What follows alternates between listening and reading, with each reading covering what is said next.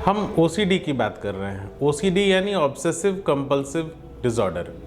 हमने पिछले एपिसोड में जाना कि ऑब्सेशंस अनचाहे बार बार आने वाले विचार, चित्र या आवेग होते हैं। ऐसे ही कंपल्शंस बार बार की जाने वाली एक्टिविटीज़ होती हैं और ये ऑब्सेशंस और कंपल्शंस मिलकर एक डिसऑर्डर का रूप ले लेते हैं जिसे हम OCD कहते हैं। आज हम OCD के बारे में और अधिक जानने की कोशिश करेंगे। नमस्कार, मेरा नाम डॉक्टर निशांत विभास है। मैं कंसल्टेंट न्यूरोसाइकेट्रिस्ट हूँ रांची में और आज हम OCD के बारे में और बातें जानेंगे।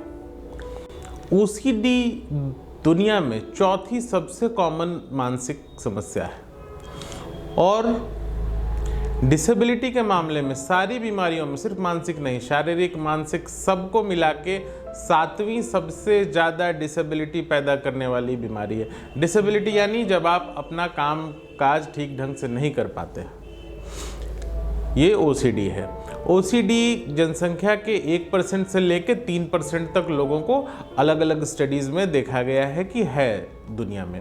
अगर हम भारत में 1% पॉपुलेशन को भी OCD माने तो ये बहुत बड़ी संख्या होती है। 1 करोड़ से लेके 1.5 करोड़ तक, 1.5 करोड़ की ये संख्या होती है। इतनी बड़ी संख्या में OCD से लोग हमारे यहाँ ग्रसित हैं, लेकिन OCD का ट्रीटमेंट बहुत समय लोग नहीं कर पाते हैं, नहीं करते हैं। इसलिए हमारी ये कोशिश है कि हम OCD के सिम्टम्स के बारे में ज़्यादा से ज़्यादा लोगों को बताएं ताकि इसके लक्षणों को पहचान कर इसका ट्रीटमेंट कर सकें।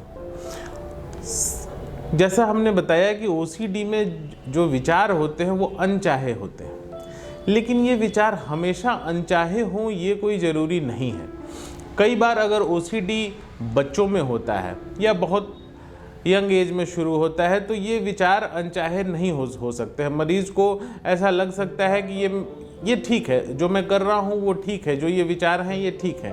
ऐसे ही कई बार अगर OCD लंबे समय तक रह जाए तो ये विचार अनचाहे नहीं रह जाते हैं। तब ये विचारों को OCD का पेशेंट सही मानता है और अपनी की जाने वाली बार बार की सफाई या बार बार की चेकिंग को सही मानता है। तो OCD में एक चीज़ होती है इंसाइट। तो इंसाइट की कमी बहुत बार देखी जाती है। कई बार ये देखा जाता है कि OCD के पेशेंट्स, अगर आप उनसे पूछें कि आप दिन भर सफाई करते हैं तो उनका ये कहना होता है कि इतनी सफाई तो ज़रूरी है, बार बार हाथों को धोना ज़रूरी है। भले ही हाथ धोकर कई बार डिटर्जेंट या साबुन से लोगों के हाथ छिल जाते हैं, फंगल इन्फेक्शन हो जाता है, घर की ऐसी चीज़ों को धो डालते हैं जिनको धोना नहीं है, जैसे लैपटॉप, मोबाइल, टीवी, इन सब चीज़ों को धोते हैं, लेकिन इसके बाद भी इंसाइट के कारण वो कहते हैं कि नहीं, ये धोना ज़रूरी है क्योंकि इससे इन्फेक्शन हो सकता था। तो ये चीज़ एक्सेस होती है। दूसरी चीज़ जो ट्रीटमेंट में बाधक है वो है घर के लोगों का अप्रोच। जब घर के लोग इन गतिविधियों में मरीज के सहायक बन जाते हैं, अक्सर लोग सरेंडर कर देते हैं और वो कहते हैं कि ठीक है, आप जो कर रहे हैं वो कर रहे हैं, और घर के लोग भी उन गतिविधियों में शामिल हो जाते हैं।